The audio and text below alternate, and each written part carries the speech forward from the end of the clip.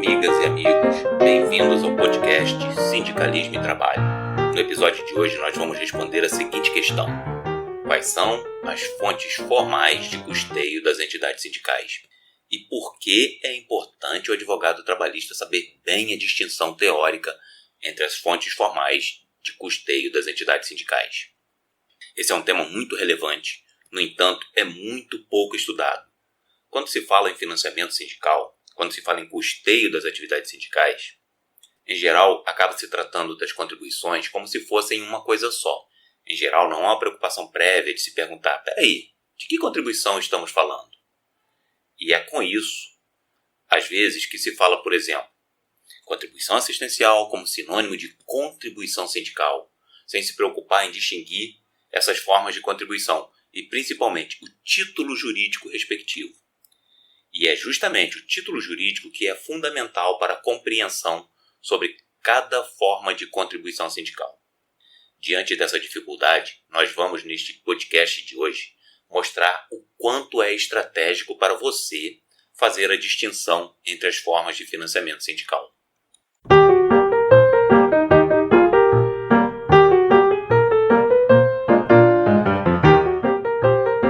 Eu sou o professor Arilson Rhodes, advogado trabalhista com experiência no direito sindical e na área trabalhista processual coletiva.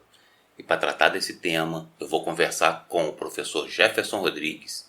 O professor Jefferson Rodrigues também é procurador do Ministério Público do Trabalho, com atuação na Coordenadoria Nacional de Promoção da Liberdade Sindical, a CONALES. Mas antes de começar, um breve recado. Se você quer saber mais sobre as ações coletivas na Justiça do Trabalho e sobre o direito coletivo do trabalho, temas como financiamento, organização sindical, greve, normas coletivas e muito mais, é só nos seguir no perfil Sindicalismo e Trabalho no Instagram ou visitar o nosso site sindicalismoetrabalho.com.br. Lá você vai encontrar artigos, informações que te ajudarão no seu dia a dia, com acesso a discussões de temas que vão te tornar um profissional ou uma profissional ainda mais qualificado. Lá nós descomplicamos o coletivo para a sua maior qualificação. E você sabe, maior qualificação é a garantia do seu sucesso. Professor Jefferson, seja muito bem-vindo. Eu gostaria que o senhor aprofundasse o tema, desvendasse para os nossos ouvintes quais são as fontes formais de custeio das entidades sindicais. E por que é importante que o advogado trabalhista saiba reconhecer bem essa distinção. Seja bem-vindo, professor. Olá, professor Arilson. Olá, amigas e amigos do podcast Sindicalismo e Trabalho. Essa questão é importantíssima, saber quais as fontes formais de custeio das entidades sindicais e principalmente porque ela é a resposta, essa ciência é a resposta que o advogado trabalhista tem, conhecer essa distinção e, sobretudo, seu título jurídico, né? Com o advento da Constituição de 88, as entidades sindicais elas passaram a contar formalmente com 4 fontes formais de custeio de suas atividades. A primeira é a mensalidade sindical, artigo 548b da CLT, e o título jurídico é o Estatuto Sindical. Ela está fundada, portanto, na vontade individual do trabalhador que se filia ao sindicato e autoriza por si o desconto salarial em favor da entidade sindical. Então temos que ficar claro aí que é uma relação em sentido amplo contratual, cujo título jurídico é o estatuto, né, da entidade sindical a qual o trabalhador que se filia ele adere. A segunda forma de contribuição, né, pós-88, né, que advém lá do sistema, a implantação do sistema corporativo, é a contribuição sindical obrigatória, prevista lá no artigo 8º, inciso 4 da Constituição, combinado com o artigo 578 a 610 da CLT. Essa contribuição obrigatória, que teve vigência até a Lei 13.467 de 2017, o título jurídico era a lei, né, norma heterônoma, e ela estava fundada na solidariedade social e essa solidariedade expressa pela vontade geral da sociedade através do parlamento. O terceiro, a contribuição, que foi a novidade trazida pela Constituição de 88, lá no artigo 8º, inciso 4, né, é a contribuição confederativa, que é uma inovação constitucional, e o título jurídico a rigor estrito do que está descrito no texto constitucional é a ata da Assembleia que fixa a contribuição. Ela está fundada na vontade coletiva dos trabalhadores e expressa em Assembleia. E a quarta contribuição seria a contribuição assistencial ou negocial, artigo 611 da CLT. O título jurídico é a norma coletiva. Ela se cuida de uma produção normativa setorial com caráter erga omnes, ou seja, vale para todos, está lá no artigo 7º, inciso 26 da Constituição, e resulta da expressão da vontade pela autonomia privada coletiva dos trabalhadores, que decidem em assembleia, e, porém, ela tem um detalhe, Ela está cristalizada em instrumento coletivo.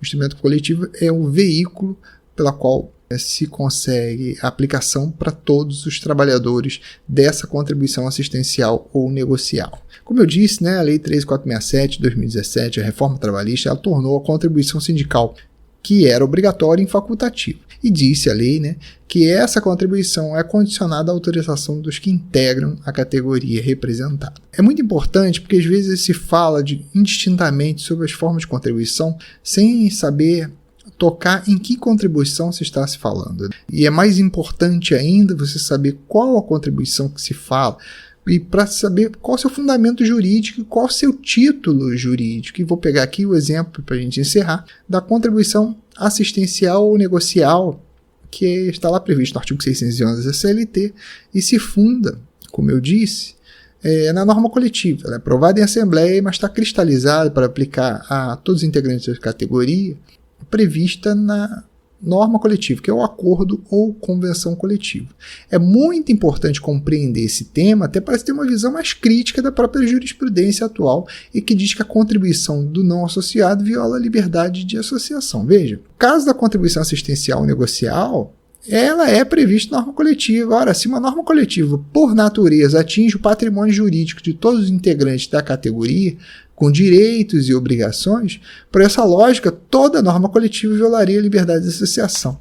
E não é assim que se compreende. Portanto, se você depurar bem as formas de financiamento sindical, você vai perceber que, no fundo, quanto à contribuição assistencial ou negocial, não se justifica essa conclusão da jurisprudência, essa conclusão da jurisprudência sempre mais, digamos assim, contrária à contribuição negocial ou assistencial, ou limitando a uma relação contratual que é diferente, que é, como eu disse, nós vimos lá, que é a contribuição das mensalidades. Aliás, esse é um bom tema para transformar em outro artigo, professor Arilson, tratar da contribuição assistencial e discutir se ela viola ou não o direito de associação ou a liberdade sindical. Por hora, é isso aí. Essas são as 4 formas de financiamento das atividades sindicais.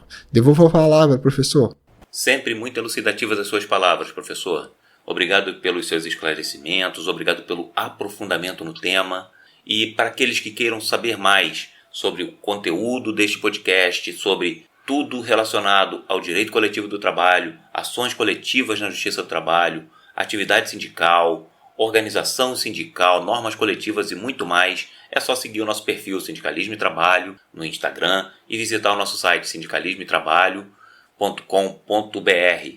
Nós descomplicamos o coletivo para a sua maior qualificação. E você já sabe, maior qualificação é a garantia do seu sucesso. Vamos juntos e até a próxima!